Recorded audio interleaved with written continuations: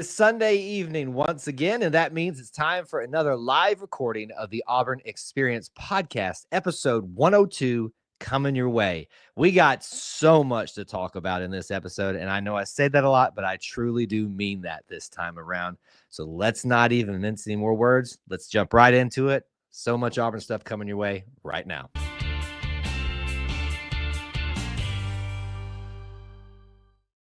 David Housel described it best. We are living the whole of the Auburn experience. You can quantify it, you can qualify it through a variety of methods, times, people, places, things, and so many other things on top of that. But at its heart and at its core, it is all about Auburn sports, Auburn culture, and Auburn family stuff. If you need me to dumb it down even further for you, if it's orange and blue, it's what we do. Thank you for joining us again on episode 102. What a jam-packed show we've got for you today. I'm your co-host, yes, Kyle Loomis. Alongside me, as always, my good friend and yours, Mr. Austin Scott. Welcome, sir. Thank you. War Eagle Kyle. War to our listeners and viewers. Jam-packed show, like you said. Plenty to talk about. What a weekend for Auburn football and Auburn University in itself. And we got to get on it here, son. I have a list of stuff that I had to go over with Austin pre-show, which is why we're actually starting a little bit later tonight, mainly because I was not on top of it. And then when I realized the amount of stuff that we needed to prepare for, man, it's one of those times where, just remember this, Austin, when we're in summer and we're trying to find those topics to dive into.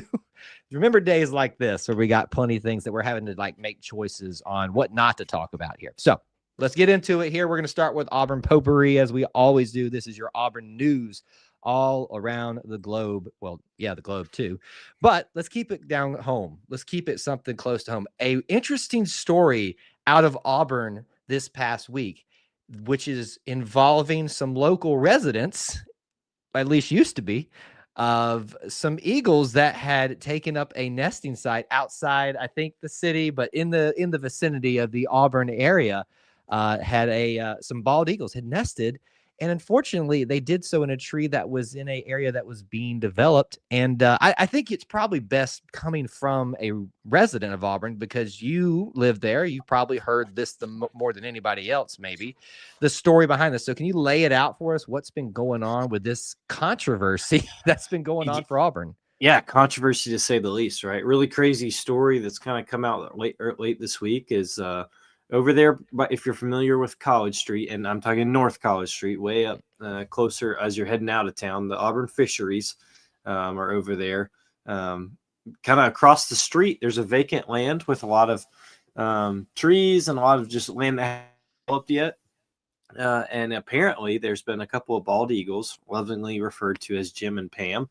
And they have built a nest for several years. In a tree, like a 15 by 15 nest, I think I read. I had no idea they got that big. Does not help my fear with birds at all whatsoever. 15 by 15 nest in a tree, and have been, they hunt at the fisheries, which is pretty good for them. And then circle back and have spent most seasons there. A local developer, a neighborhood developer, apparently has bought the land and has sought to, with I cannot remember the agency, U.S. Wildlife and U.S. Fish and Wildlife Service. Fish and Wildlife Services seek the permit after they determined it was no longer possible to build around them. Seek the permit to cut down the tree, remove the nest whatsoever. Obviously, that sparked a lot of outrage from different people who have grown attached to the eagles, the local communities and neighborhoods right around there who enjoy watching them. And it's kind of got some leverage on social media, garnered up some outcry. And then there was supposedly a meeting set with Auburn City Council to discuss what maybe different avenues we could take. And that was set for tomorrow, but overnight Friday night, the tree has been cut down. And so their eagle nest is gone. There were plenty of photos and videos of the eagles circling on Saturday looking for their nest, only to find it nowhere. So talk of legal action from Auburn, City of Auburn, talk of making sure some people are held accountable, all those different things it doesn't sound like this local story is going away anytime soon. So just another week on the loveliest village on the plains. You think football creates a lot of drama? Just wait till you get the city of Auburn involved. And you thought we were starting drama with our conversation about should you roll tumors or not. Little did we know that the biggest drama, the biggest controversy came a week later because of some bald eagles nesting outside in Auburn, Alabama. Obviously, this hits close to home because of our War Eagles, because of the Raptor Center, because of Auburn University's tie to sciences, to biological sciences. Frankly, I'm going to speak openly here. I think I've said this a lot.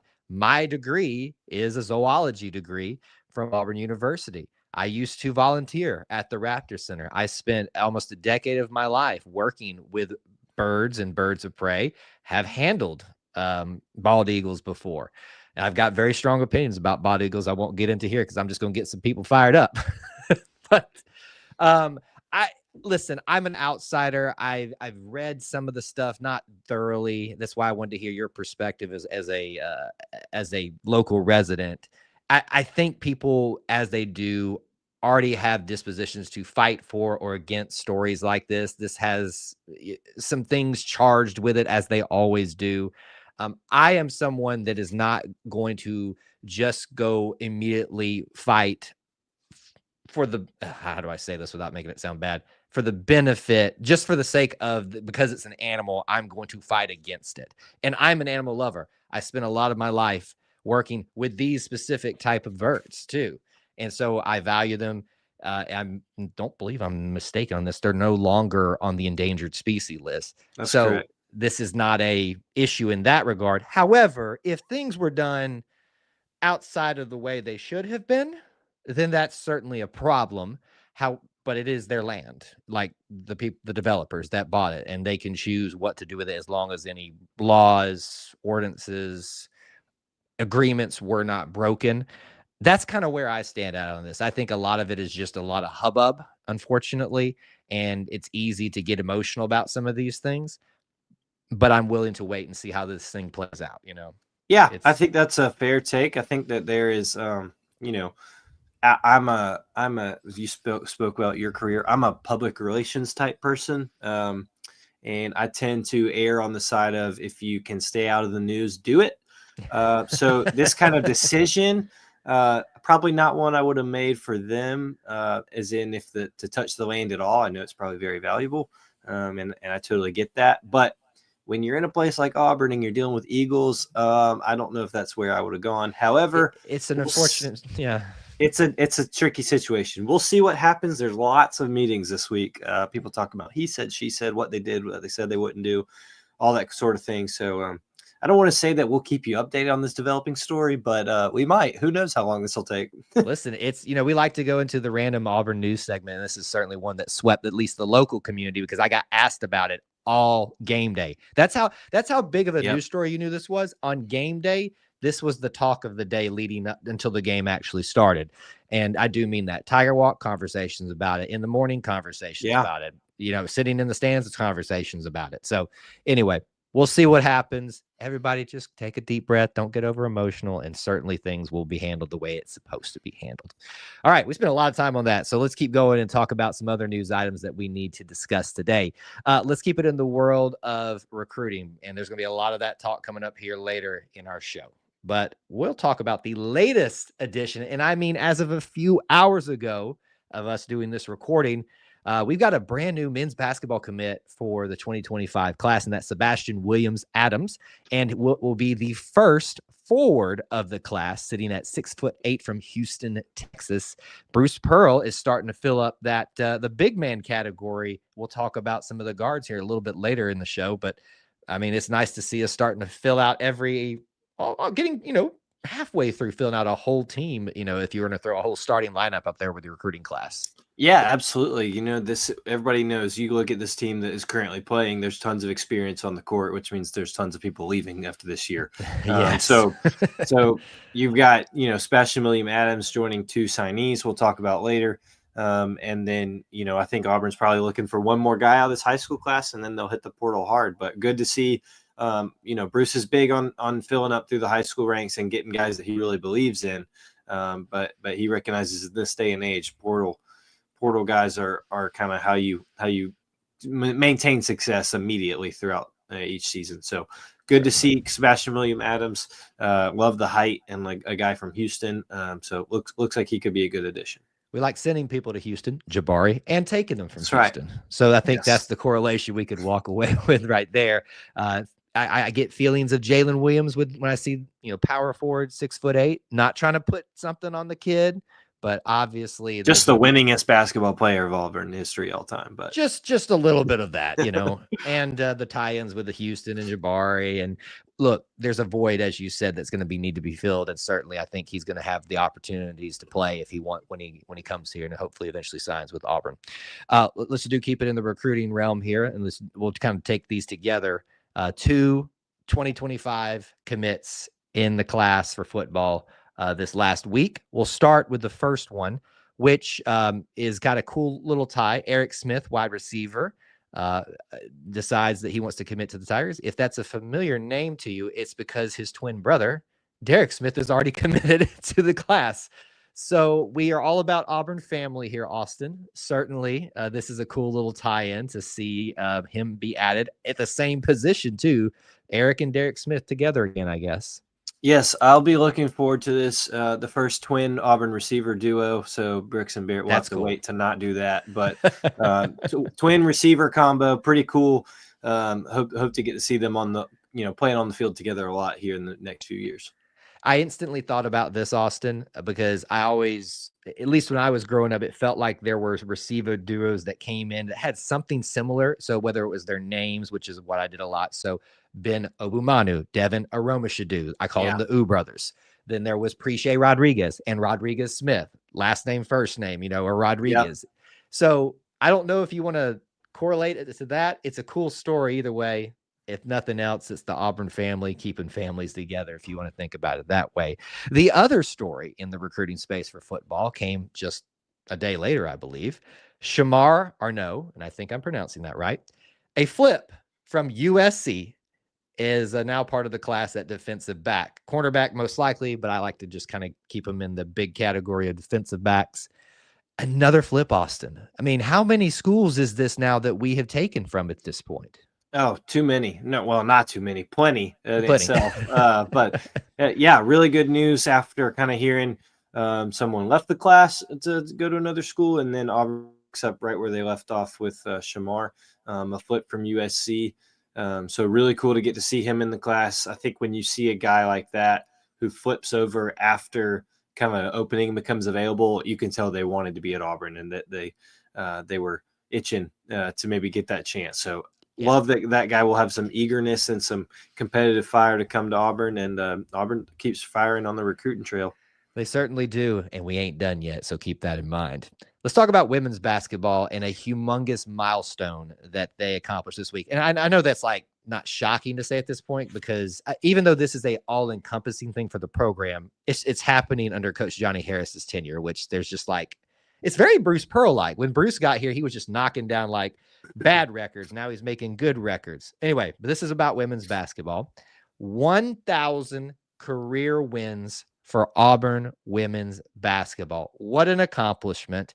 And this is, in part due to, yes, the current team, the current staff. They don't get there without them. But we're talking about so many big names, so many big moments, so many big times in Auburn basketball and women's basketball that helped get to this point. So what a milestone, Austin, for this program. Yeah, absolutely. I think that I wish I'd looked it up how many programs have reached 1,000 wins in women's basketball history, but it can't be that many. I think that this reminds people, even though because the program's been in a bit of a slump the last few years, it reminds people that Auburn women's basketball has a pretty strong history. Names like Ruthie Bolton, Vicky Orr, Joe Champy, guys who took Auburn in the national championship game multiple years in a row.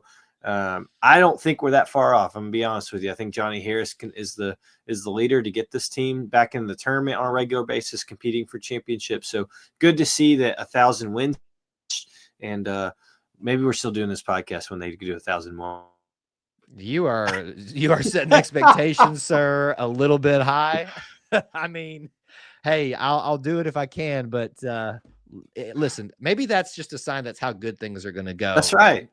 Even if we won every single game from this point forward, I still think it's going to take us quite some time. You and I are going to be sitting like old geezers in the corner. Did you know back in the day when we got the 1,000 career or we'll reach episode 1,000 before that happens. Somebody do the math on that and figure out if Kyle and Austin are going to live to see 2,000 career wins or program wins. We'll talk about it at that point, though. But congrats to the women's basketball program now.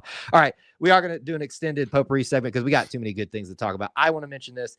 I got the opportunity to go and cover as a media member the NCAA tournament game for soccer, which they won, by the way. Right. First round NCAA tournament hosting FIU, got their butts whooped 4-1. Now, I did jinx them. I'll be honest with you, Austin. I tweeted out. Of course you did. While we were there. Did you see what I tweeted?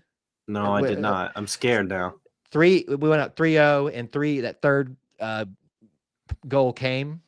And I said, I think that'll do it. And then literally 30 seconds later, they score a goal, the only goal of the night. And I said, y'all can blame that one on us. Unbelievable. I know. But obviously very happy for the soccer program. But on top of that, what's the big story that comes out of that? Not just moving on to the second round, completely undefeated at home for the year. Yeah. Now there's frustrating ties in that. But certainly you cannot deny the dominance that was Auburn soccer at home this year. Oh, absolutely. And look, I've said it all year. The Hopper Revenge Tour is back. It's on to the second round of the tournament. And the Hopper Revenge Tour came with an undefeated home season. Really cool for those seniors. Really cool for this team. A bunch of seniors, but really cool for this group to get to host a home playoff game for one, but also move forward in the tournament. So I love that. Now, we can't get away from potpourri without me calling out something. This is the benefit of those that watch live. You will see, and we've seen someone in the chat already saying it, that Austin is wearing one Aubie Claus tonight, an Aubie Claus t-shirt. Why is that, sir? Are you just supporting Aubie Claus, or are you getting a little opportunity here? We're supporting Aubie Claus, but today the boys went to, and it was we were not sure we were going to do it this year. We have mentioned that the boys love Bobby. Bobby is a very popular person in our household, but Bobby is only popular in our household apparently on videos, books, and other things, because it did not go well for Bobby. The faces. So I'll be putting those pictures out on my Twitter and Instagram later for people. But oh man, yeah, we had a great time. The Auburn Aubie department, I can't remember the exact Friends of Aubie department. They do an incredible job with this. And it was a really fun atmosphere and environment for us, very easy to get through. But oh man, we turned that corner and they were excited. They saw him. They were excited. Brooks is screaming, Bobby, Bobby. And I said, do you want to go see him? And he tensed up and looked at me like, are you nuts? And we walked over there and then it went downhill from there. So it's okay. We knew that would happen. I wanted the screaming pictures. And hopefully maybe we'll have those as we evolve through our Aubie fandom through the years. It's interesting to just watch when it becomes real in their eyes that Aubie is real. And I was there. I obviously we've all been young at some point and have dealt with the larger than life because it's a real tiger, right? I mean, wouldn't you be intimidated if you saw a real tiger in the wild? Wouldn't you be scared, even if it's cute Aubie? Like he's got the fun loving face. He gives hugs. He tries. He's dressed like a cause. There's so much to love there, but obviously it can be intimidating for those that are just now getting acquainted with him. But happy that you got the opportunity, and so many are getting to meet Aubie Claus right now. Hope that y'all have more successful times with that. All right. What an Auburn potpourri that was. If we missed something, we'll talk about it another time, but we got to dive into all the different things else that we got to talk about today. Let's start with football. And Austin, how many times this year have we been able to talk about a win? Well, let me think. Yeah, 4. I know it takes you a minute to have to think, have we really lost 4. This much? Yes, the answer is we have lost that. But that's not today. We are celebrating. We are going to enjoy it because, unfortunately, that's kind of the way things have gone this year.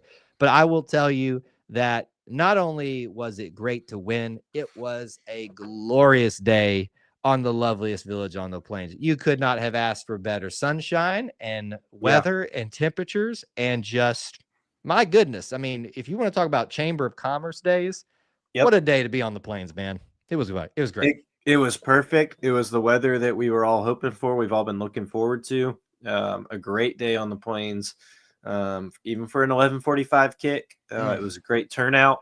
I love seeing a lot of people say you can say a lot of things about the Auburn fan base, but loyalty is how you describe them more than anything. There are very, very few programs. I think Justin Ferguson put this out. There are very few programs who are going to show up when their team's 3-6, like for a Sun Belt team at a morning kickoff. Stadium was this week, so really cool. I got to go for a little over a half and sit with my dad. Really loved it. But it could not have been a better day for weather. And then you take the game in itself, a really good offensive performance for Auburn. I know it was Louisiana Monroe, people, but do you really have something to complain about this when it's been this season? Just good to see Auburn take care of business. Good to see freshmen continue to step up. And this is the last one. You got to tune up some things before you got two big ones coming up. So really good to see them put it all together. And look, this is important for tuning up, certainly. And boy, did they tune up in some ways. Some very big games we want to talk about here. Obviously, there are bowl implications here. If you don't win this one, there's no hope. Now, we can certainly debate the amount of hope that you should have in that being completed in a result, and that will take care of itself next week and the week after that. But you had to have this one. So, a lot of people talk about, is the team going to quit or things like that? And they've had every excuse to do that when it didn't go the way that we wanted it to, that I'm sure they expected for them to go. But certainly they came out there with a lot of fire. I thought there was a lot of effort in a game where you just kind of look at the opponent and you go, yeah, we're having a bad year, but we still should just rock these guys.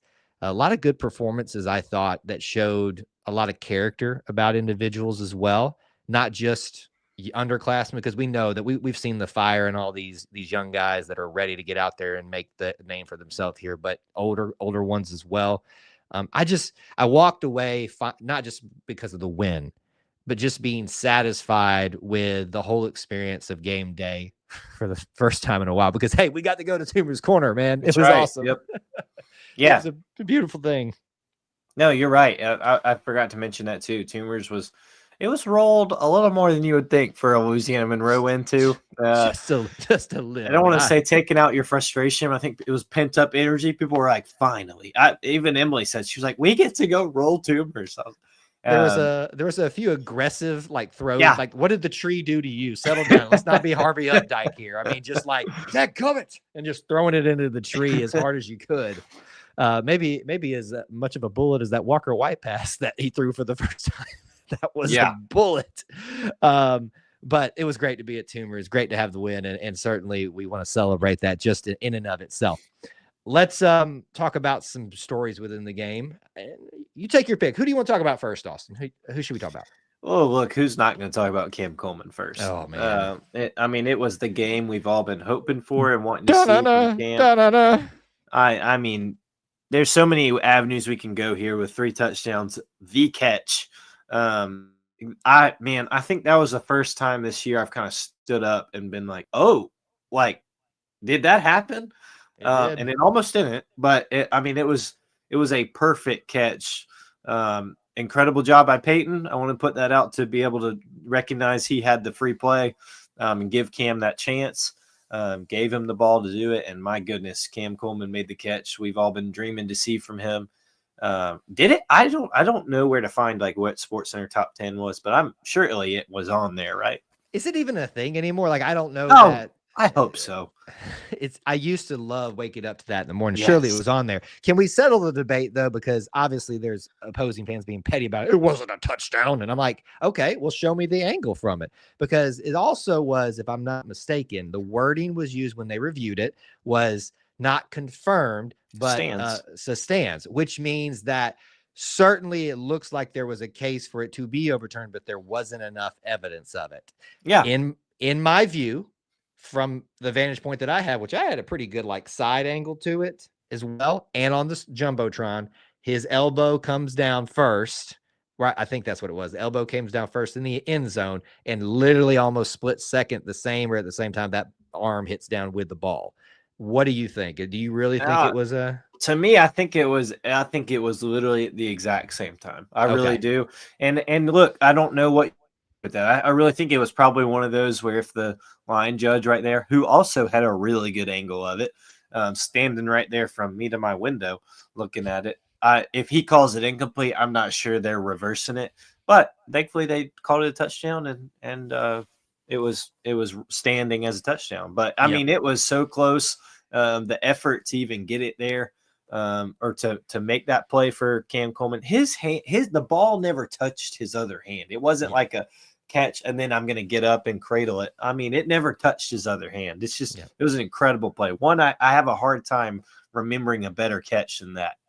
It's been a while. Maybe the Seth Williams catch maybe kind of comes close to that. Yeah.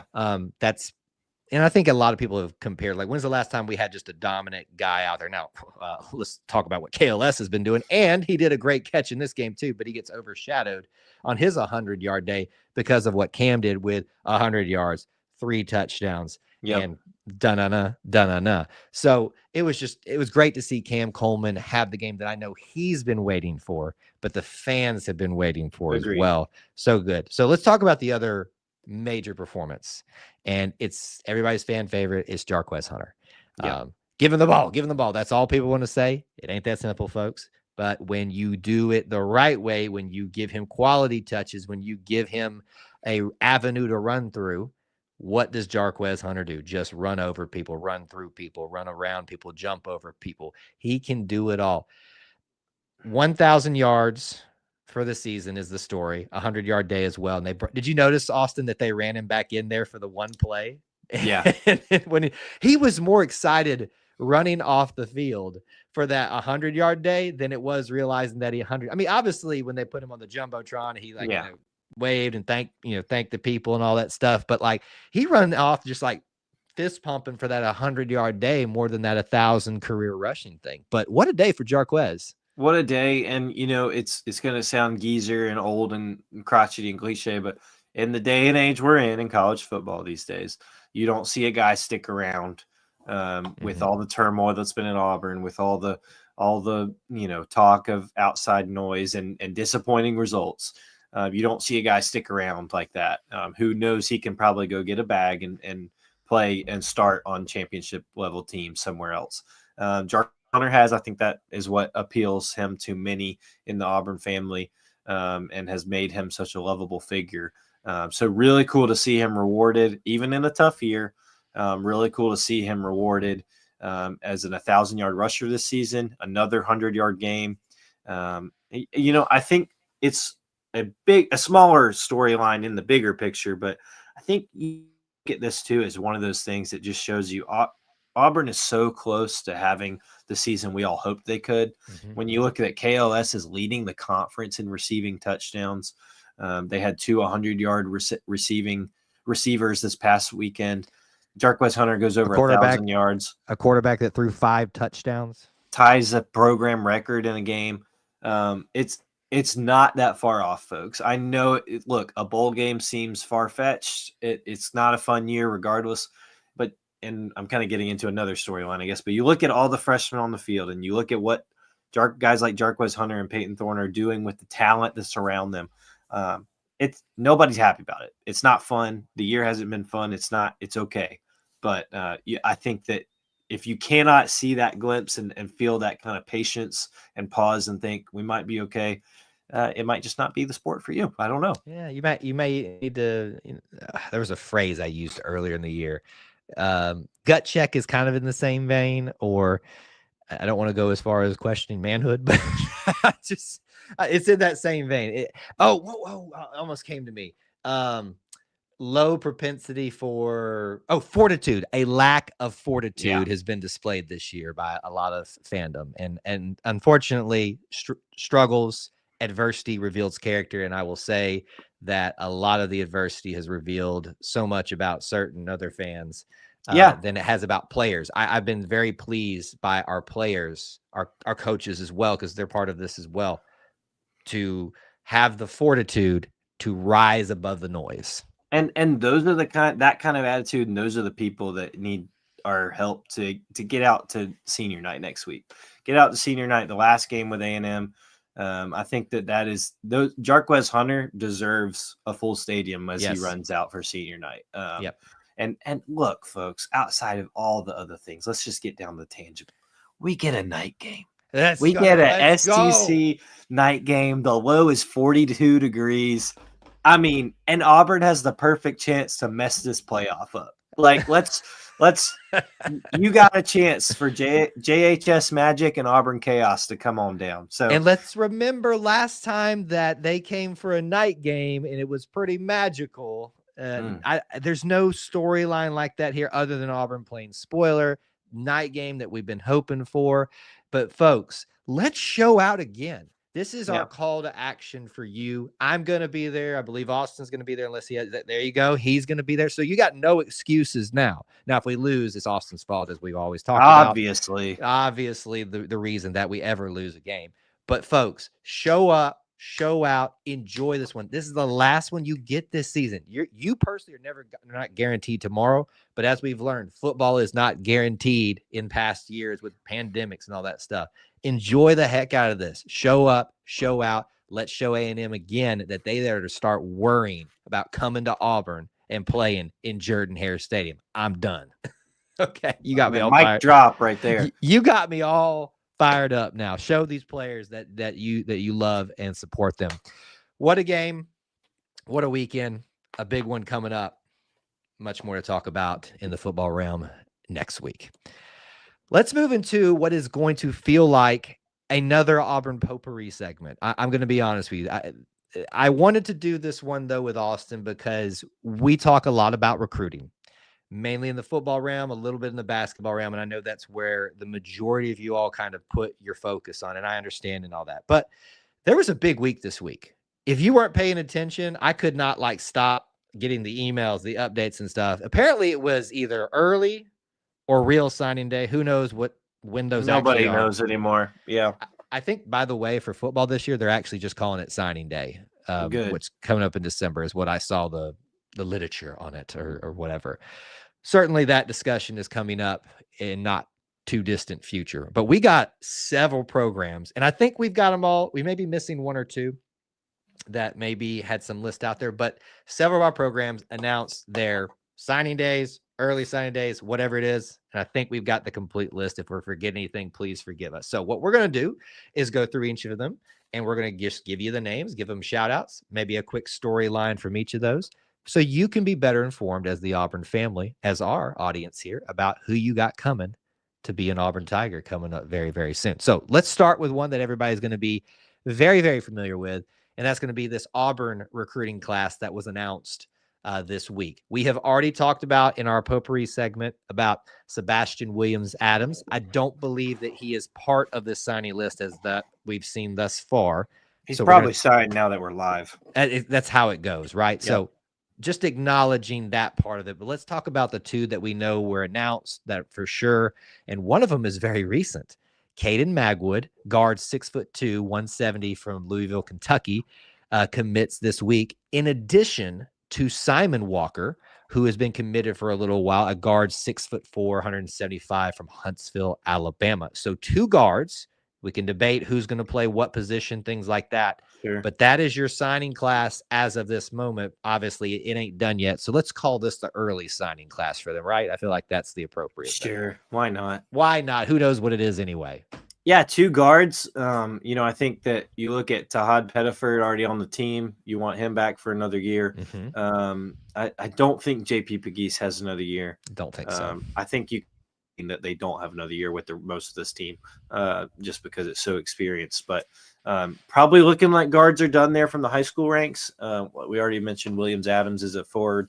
I believe their other target is a forward.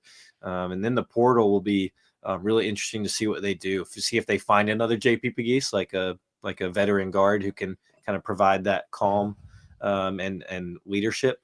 But looking really good. Both those guys look like Bruce Pearl, Auburn basketball guys who can shoot it, who know how to handle the ball well. So really looking forward to both of those guys. So when I saw these guys, I thought versatility, and I think that's how they were described too. I think if you were pushed, that you would put Caden more as a, not more as, but I think he even calls himself a point guard that can score. I think that's was literally his words. So if you had to pin somebody into a hole, there's going to be Caden as a point guard. Simon being a little bit taller, yes, a little bit more of your prototypical shooter, swingman type, maybe, is going to be that type of guard. Now, as we've seen, we can just plug and play wherever. That's what Bruce likes to do, wherever it can fit the best. So don't pigeonhole somebody. We'll see how all these guys shake out. And hey, as we've talked about, probably ain't done yet. We're going to move on to our next one. And yes, we are going to, at least for a minute here, we're going to talk about equestrian recruiting, because we need to talk about them and mention who's going to be here. So for a lot of these lists, I'm going to have to read through all of these.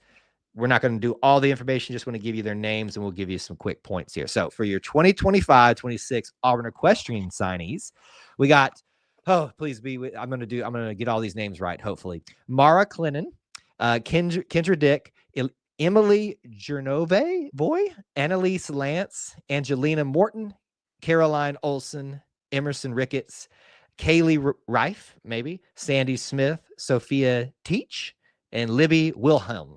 I think I got them all. 11 total signees, Austin. You and I obviously aren't proficient at equestrian. We do have Auburn Equestrian podcast run by Auburn Elvis you should check out.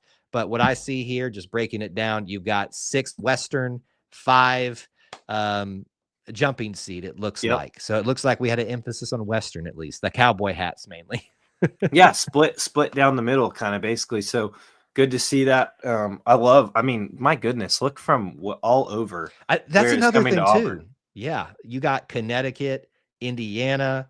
What's the most surprising one that you took away from this? Connecticut blows my mind. There's multiple, and I'm probably showing my equestrian ignorance there. I bet Connecticut produces some equestrian talent, but I mean, that is a full list of the continental United States of where you can get equestrian talent. And look, who wouldn't want to come to Auburn?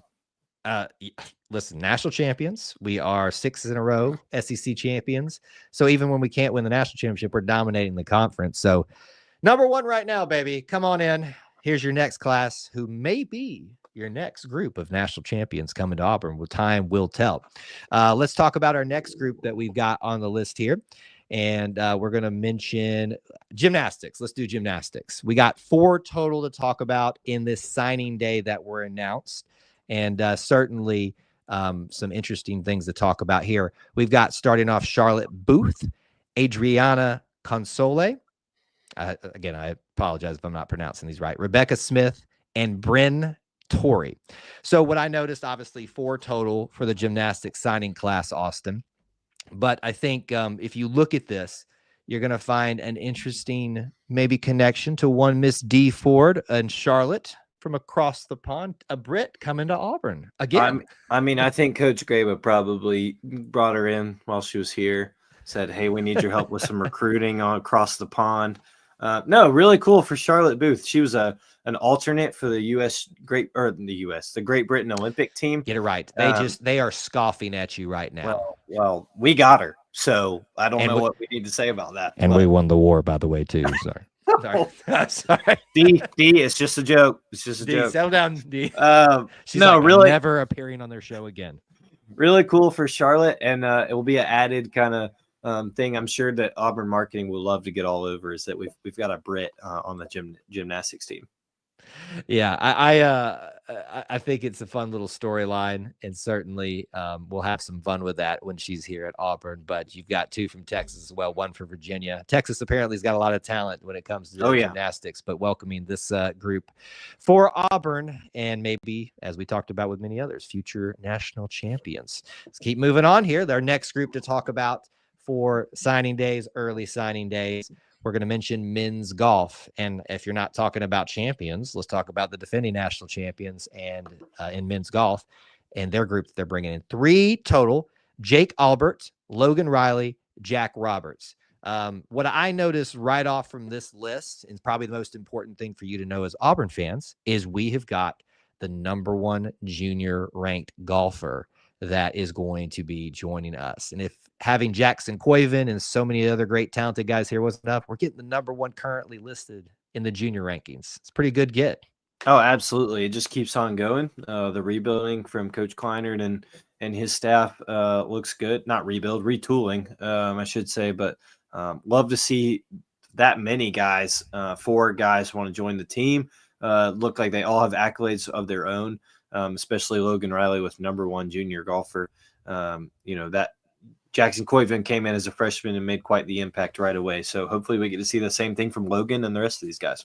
It's big shoes to, well, not to fill because Jackson's still here as the freshman year that he had, but certainly continuing to retool, revamp, not rebuild, because we're national champions, baby, and champions go get champions, as they did with the #1 ranked junior golfer here. Moving right along, let's keep talking about another Auburn program in their early signing days, whichever it is. Auburn soccer, and they are just about, we're getting close to wrapping up their season. We're going to hope they keep going in the NCAA tournament. But let's talk about the new blood that's coming in. 8 total commits in this class, maybe 9. I may have miscounted. I think I missed. No, that's 8. I can math. Auburn taught me how to math. Here are your new signees for Auburn soccer 2025.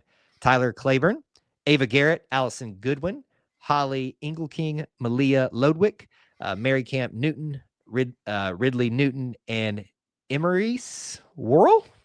I hope I said that one correctly. Apologize if I didn't. So many things that you could talk about with this, but I start to think about when you're bringing someone in, Austin, who are you replacing? And I think you think of our goalkeeper, Maddie Prohaska, who's been here, one of the many names and great names at Auburn right now.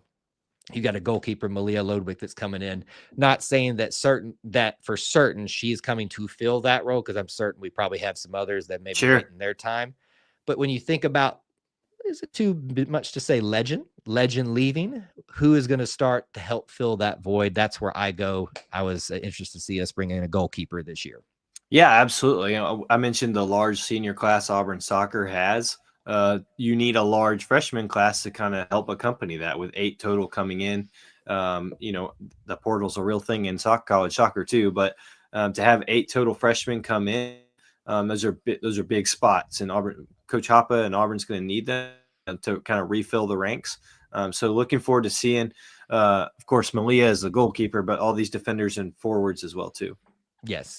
He is. It's a great group. So many defenders, so many forwards, but goalkeepers, obviously, if you don't have somebody in the goal, all they can do is just kick it down the field and maybe have a good shot at getting it in there. So welcome to our soccer class for this year. We're almost done, folks. We got a couple more to get through here. Let's talk about softball, and softball season will be right around the corner. We've got a signing class. Certainly there have been a lot of transfers that have already been brought in, and I believe a couple of transfer pitchers, but we're focusing right here on softball. That was announced this week, or this past week. 7 total signees for 2025. You got Delaney Amua, Charlie Butler, Brittany Godfrey, Melania Loastari, I'm trying my best, Ava Ratliff, Haven Roebuck, and Daigle Wilson. So if you look at this group, 7 total. It's good to see Alabama girls. We talk about this in football a lot. Recruiting, how important it is to take care of your state. I would imagine there's a lot of good softball in the state of Alabama. Oh, yeah. One from North Alabama, one from down south in the Orange Beach area, wanting to take care of that. But I found it interesting, only one pitcher, and I know you don't use a ton of pitchers in softball, Austin, but I think maybe if I'm kind of maybe speaking out of turn, you can correct me, since we brought in some transfers already, that maybe explains why only one pitcher in this class. I was thinking the same. First signing class for the new coaches. Don't forget, people. We got 2. Thank you for reminding me. I don't forget about it until but it always hits me when somebody says, I'm like, oh wow, we are doing that thing, and it's kind of cool. Yeah, that's right. But first signing class for them. I don't know if you can add more. We don't understand signing day. I'm not sure the NCAA understands signing day. Yep. But so really cool to see for them. And I mean, again, I don't want to beat the dead horse, but my goodness, California to North Carolina, east to west, these coaches who have history of being at premier schools and being all over the country. are using those recruiting chops to kind of encourage people to come to Auburn from all over. So really neat to see. I'm with you on the pitcher. I think that pitching is probably something that they have now added a lot of through the transfer portal, but will probably continue to add through the transfer portal, as you can never have enough. And if you can find the elite one, you know how well that can be. Yes, yes. Certainly it's an exciting first group. And that's probably the biggest storyline. This is that first full group outside of transfers and stuff that these co-head coaches are bringing in together, setting the watermark for what the standard is going to be at Auburn recruiting wise, but also production wise out in the field. So welcome to this group. And we're excited to have you in this new era of Auburn softball. And finally, we made it through the whole list. We got one more group and one more program to talk about from this early signing day week previously that we were kind of paying attention to all last week. Women's basketball. We started with men's basketball in our long discussion. We're ending with women's basketball just to round it out. 6 total signees to talk about here for the 2025 class. And please forgive me for my mispronunciations of some of your names. Doesn't mean that I value any less. It just means I can't talk and somehow I still have a podcast, which is amazing to apparently a couple of folks out there. Miracle. So here are all our individuals. Miracle, Akpoteobo, Jakira Butler, Yuting Ding, Brandy Herod, Sasha Joseph, and Nyla Wilson. Now, certainly, we always want to value every single one of these ladies that are coming to be an Auburn Tiger. But I think it's hard to ignore. I can't talk, apparently. Hard to ignore the big storyline most recently with Nyla Wilson. And I think we talked about it on a previous show. I will preach every day until twice on Sunday, Austin. Stars don't matter what you come in with, but what you leave with. But certainly it does get people excited when you see that next to someone's name. And we talk about check marks in the rebuild of Auburn women's basketball under Coach Johnny Harris. This is another stepping stone, it feels like, if nothing just in perception, to bring in someone like as part of this class, Nyla Wilson. Yes, absolutely. Last week, I think I likened it to Mustafa Heron signing for Bruce Pearl. I'm still blown away by that comparison. That's brilliant. Good ideas come to me every now and then. But I think that when you look at that and it's the perception and the other kids take notice of, oh, what is Coach Harris telling her? And what does she see in Auburn? Because I like her and I want to play with her. I think that helps this program build back to what it was and to reach that next 1,000 wins. So I think that you have to look at that. And look, apparently my theme of this list has been look where people come from all over for Auburn. I'm glad you brought that up. So let's talk about it. But oh my goodness, I don't think women's basketball is outdone by anybody. First, we have Miracle. I'm not going to try her last name because I'm less educated. It was originally from Delta State, Nigeria, and now in Dallas, Texas. And then you have Yuting Ding, which got a lot of attraction on social media this weekend, from the Hunan province in China, coming to play at Auburn. China, Nigeria, 2 different continents, coming to the little old loveliest village on the plains. Just little old Auburn.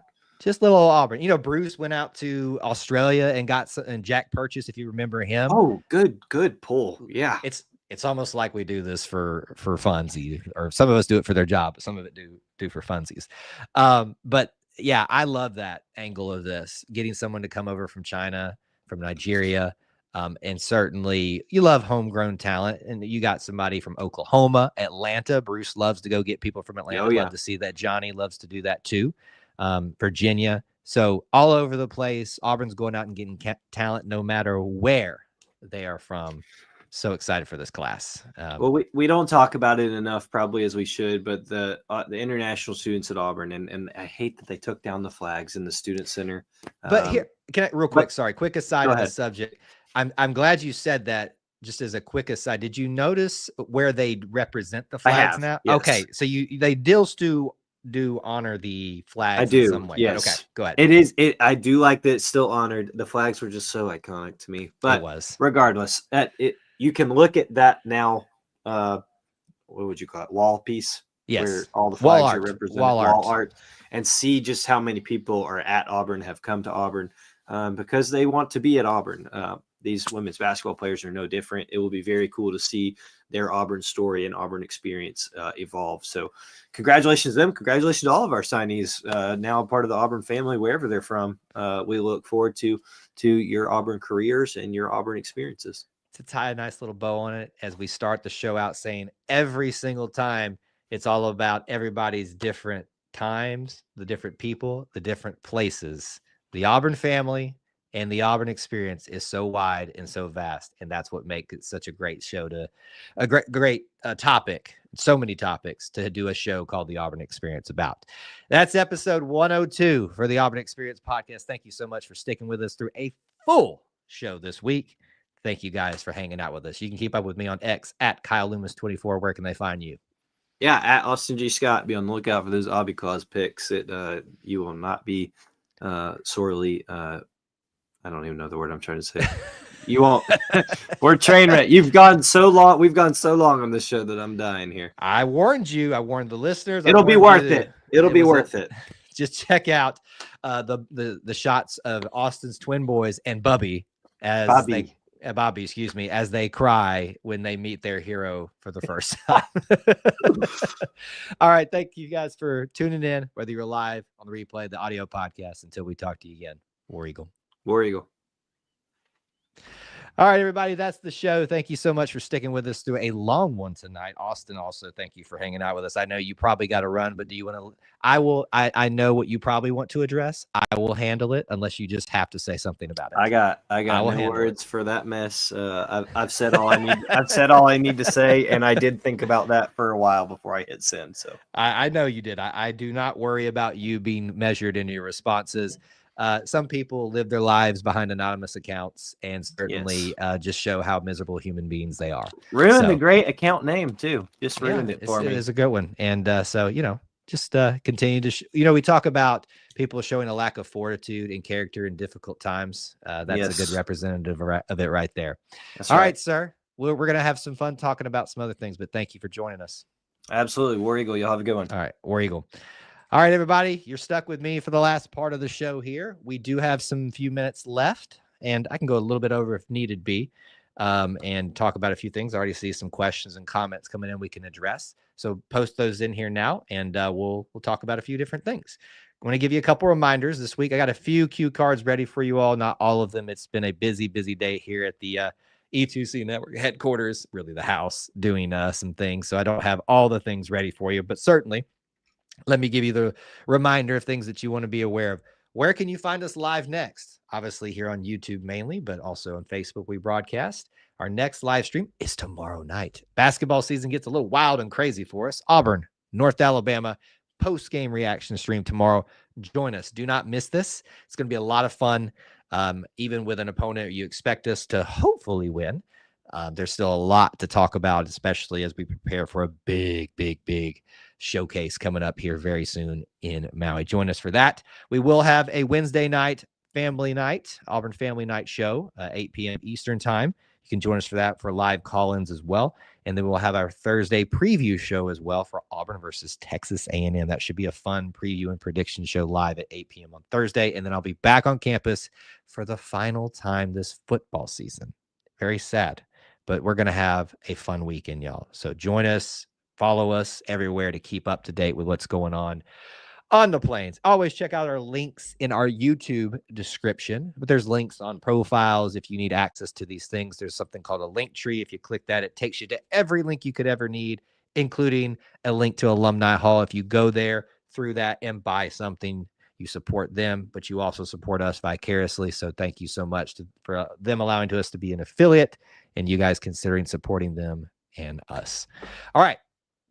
By the way, apparently it's not technically a sponsor, but apparently that guy doesn't stick around to find out about that because technically that falls into the capacity of all that. So I will go ahead and address, and I appreciate some of you guys handling that. Austin obviously handled that. We're going to fix that problem right now. That user is now banned and forever and ever. So I think it bans them forever, but if they show up again, I will remember that, and we will certainly do that. Here, listen, let me just address this right here. I am okay with people having their opinions and sharing them, But certainly, I think sometimes you need to really consider, does things need to be said? Does it really matter? And if we were here for numbers, all those things, then we wouldn't be doing this for, I wouldn't be doing this for over 10 years, but Austin and I wouldn't be doing this for 2 years, I guess, now together in this capacity. We've been doing stuff for E2C in some capacity. He's been helping us or whatever for much longer than that. But certainly we are not here for the numbers. We're here for you, the people that choose to be part of our little family within the Auburn family. And that's just a person that continues to show their low moral fiber and character, and they just want a reaction sometimes. So the best thing you can do is just not to you guys give them the reaction. I do appreciate Brian especially pointing that out, but certainly we will handle them and take care of them and probably embarrass them sometimes too. All right, let's get into this. Madison was excited about Madison AU chief women's basketball. I think they're already pretty big, but certainly things that we just talked about in this episode should get you really excited. These milestones that you've seen taken each year, whether it's knocking off a team that you traditionally don't, making some kind of postseason play, then the tournament, even in a play-in format this next year, the signing class is getting better. There are so many reasons to be excited about Auburn women's basketball. I'll be honest with you. I hearken back to the days where, and I remember talking about this with Andy Burcham when we interviewed him for his Auburn story on Auburn Roots. You could check that podcast out too. That link is in our link tree. But he and I reminisced about the day we were all sitting in Beard Eves Memorial Coliseum. And this is during the 2007 season when Nell Fortner was head coach, DeWanna Bonner was the star, Allie Smalley. I think this was when Brandy Montgomery, or Whitney Body. I think maybe it was Whitney Body. Either way, there was a lot of big names on the team, and we were number one of the year, number one seed. I remember the day that we raised if you went to a women's basketball game back then, they had the curtains lowered over the upper parts because they never filled them up. That day, we filled in every part that wasn't covered. And the day that I saw that the curtains rose up to open up more seats for people, and this was against, I think, Tennessee, I said, this is huge moment right here. Not just for Auburn, but for Auburn women's basketball. And I think we're reaching those points again very, very soon. So whether we're talking about signing classes for this women's basketball program, monumental wins, making tournaments, they're all small steps to a bigger story for that program. And I'm really excited about it. Okay, a couple other things here. What will be the capacity of Plainsman Park next year? That's a great question. I'm going to look up. I don't know.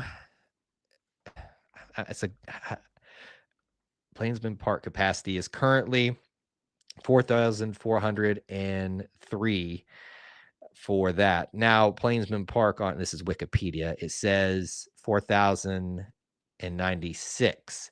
So I won as of 2015.